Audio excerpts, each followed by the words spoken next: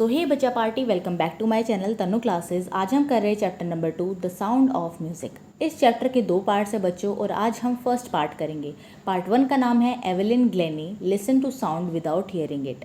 तो इस स्टोरी में जिस लड़की की बात हो रही है एवेलिन, वो क्या है, डेफ है, यानी कि वो सुन नहीं सकती, लेकिन वो फील करती है साउंड को with the help of vibration. Vibration की मदद से वो साउंड को फील करती थी। तो स्टोरी स्टार्ट होती है जब वो 17 ईयर्स की होती हैं। तो वो स्टेशन पर वेट कर रही होती है एक ट्रेन का। तो जैसे ही ट्रेन आती है तो उसकी वाइब्रेशन सुन के उन्हें पता लग जाता है कि ट्रेन आ रही है। तो वो ट्रेन कहाँ जा रही होती है बच्चों? रॉयल अकेडमी ऑफ म्यूज़िक जा रही होती है। अब ये सिचुएशन समझ में आ गई। इसके बाद एक फ्लैशबैक आता है कि जब वो 8 साल की होती हैं तो वो क्या होती है, अपनी मम्मी के साथ बैठी हुई होती हैं और पियानो बजा रहे होते हैं। तो उनकी मम्मी उन्हें कहती है पियानो बजाने के लिए, लेकिन वो क्या है, कोई रिस्पॉन्स नहीं देती है, यानी कि नहीं बजाती है। तो उन्हें वहाँ पर लगता है कि कुछ तो गड़बड़ है। लेकिन ऐसे ही साल निकलते चले गए और वो अपने डेफ होने की बीमारी को सबसे छुपाती रही, यानी कि वो सुन नहीं सकती, ये किसी को भी नहीं बताती थी।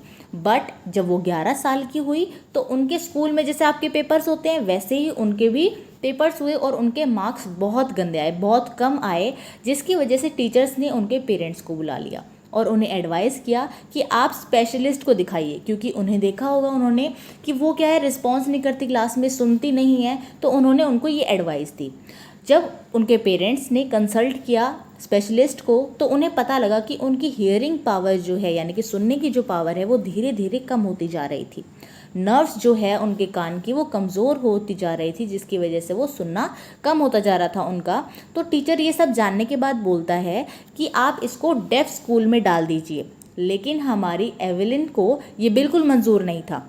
वो एक नॉर्मल लाइफ जीना चाहती थी, ना कि ऐसी लाइफ जो बिल्कुल उसको कमज़ोर बना दे। वो अपने म्यूज़िक के पैशन को परस्यू करना चाहती थी, इस वजह से उन्होंने जो है अपने आप को करेज किया। लेकिन सब जो लोग उनके आसपास रहते थे, टीचर्स, उनके उसके आसपास के दोस्त वगैरह, वो सब उसे डिस्करेज करते थे कि जब वो नॉर्मल लाइफ जीने के लिए मांगती थी कि मैं नॉर्मल लाइफ जीऊँगी, तो सब उन्हें डिस्करेज करते थे। लेकिन वहीं एक तबला टीचर थे जिन्होंने उनको एनकरेज किया, क्योंकि उन्होंने क्या करा, उन्होंने उनका टैलेंट देख लिया कि वो कितनी ज़्यादा टैलेंटेड है। तो उसके बाद उन्हें म्यूज़िक को फील किया। जब भी वो अलग अलग बीट बजाती थी तो उन्हें अपने अलग अलग बॉडी पार्ट पे वो फील होती थी। कैसे? ये सब किसकी हेल्प से हुआ? हमारे तबला टीचर की हेल्प से। तो उन्होंने क्या है, पूरी हेल्प करी उनकी। ऐसे ही उन्होंने अपनी प्रैक्टिस को कंटिन्यू रखा बहुत आगे तक, अलग अलग इंस्ट्रूमेंट की मदद से। उसके बाद जब वो 16 ईयर्स की हो गई तो उन्होंने पूरे यूके का टूर जो है कर लिया था विद अ ऑर्केस्ट्रा बैंड, ठीक है, जिनकी मदद से उनको क्या हुआ, पूरे यूके के अंदर जो है वो मतलब गाना बजाती थी उनके साथ में, पूरा उसको एक्सपीरियंस हो गया। उसके बाद उन्होंने सोचा कि वो सोलो परफॉर्मेंस करेंगी, ठीक है। उसी टाइम उन्होंने ऑडिशंस भी दिए रॉयल अकेडमी ऑफ म्यूज़िक। अभी हमने देखा था कि वो किस ट्रेन का वेट कर रही थी, रॉयल अकेडमी ऑफ म्यूज़िक। अब वो यहाँ पर उसी की बात हो रही है। तो उन्होंने क्या है, यहाँ पर ऑडिशंस दिए और यहाँ पर उन्होंने इतना अच्छा स्कोर किया कि कोई भी उन्हें बीट नहीं कर सकता था। उनके सबसे अच्छे स्कोर थे, हाईएस्ट स्कोर करा उन्होंने, ठीक है। और उसके बाद उन्होंने 3 साल का म्यूज़िक का कोर्स भी किया वहीं पर, जिसके अंदर उन्हें बहुत सारे अवार्ड्स मिले। उसके 3 साल के बाद जब उनका कोर्स पूरा हो गया तो वो एक मल्टी म्यूजिशियन बन गई, जिसके बाद वो क्या है, थाउजेंड्स ऑफ इंस्ट्रूमेंट को प्ले कर सकती थी। इसके बाद एक इंटरव्यू के बारे में बात हुआ है हमारे स्टोरी में, जिसका कहने का क्या मतलब है कि वहाँ पर लोग जो है उनसे सवाल पूछते हैं, बातचीत होती है, तो वो सबका फ्लोलेस बिल्कुल जवाब देती है, बिल्कुल अच्छे से सबका रिस्पॉन्स करती है। तो वहाँ लोग बहुत चकित हो जाते हैं कि ये कैसे दे पा रही है, ये सुन भी नहीं सकती, फिर भी इसके बाद ये ऐसे फ्लोलेसली जवाब दे रही है। तो वो रिप्लाई करती है कि मैं फेस की मूवमेंट देखकर जो है आप लोगों का रिप्लाई करती हूँ, आज समझती हूँ कि आप बोल क्या रहे हैं। लेकिन ये भी बताती है कि बियर्ड वाले जो लोग होते हैं उनके बातें समझने के लिए उन्हें थोड़ी डिफ़िकल्टी होती है, क्योंकि उनकी जो है मूछें, दाढ़ी, वो सब जो है उनके जो लिप्स के हैं आसपास वो अड़ जाती हैं, इस वजह से उनको समझ में नहीं आता।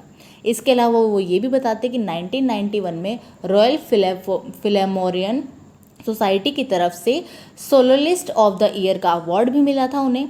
बहुत फेमस म्यूजिशियन ने, जेम्स बियर्डिस ने उन्हें ये भी कहा था कि गॉड अगर एक चीज़ ले लेता है तो एक बहुत बड़ी खास चीज़ भी उन्हें एक पावर के तौर पर दे देता है।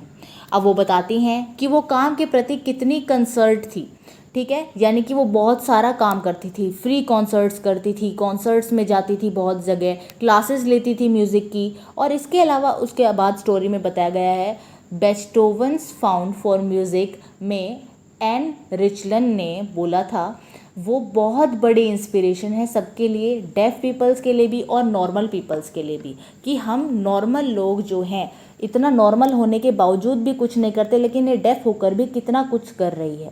ठीक है, तो ये थी आपकी पूरी स्टोरी। तो होप आपको समझ में आ गई होगी। Thanks for watching my video. Like share subscribe करना ना भूलें।